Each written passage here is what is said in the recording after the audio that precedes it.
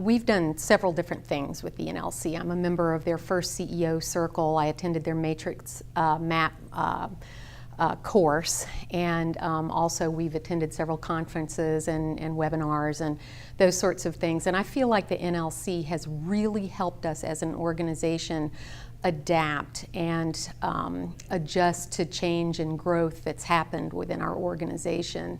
I feel like it's helped prepare our staff and made them more accepting of changes that come down the pike.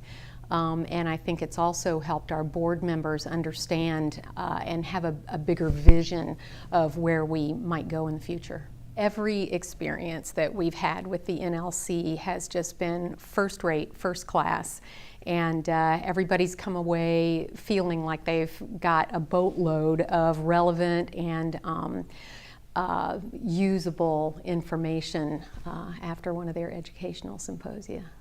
It makes me feel very confident that the donors' money that we're spending to accomplish what we need to accomplish is well spent. You know, we've never felt like it was our money. We've always felt like it's their money and we're stewarding it. So I know when someone from our organization attends an NLC conference or seminar or even a webinar that we're spending our donors' money wisely.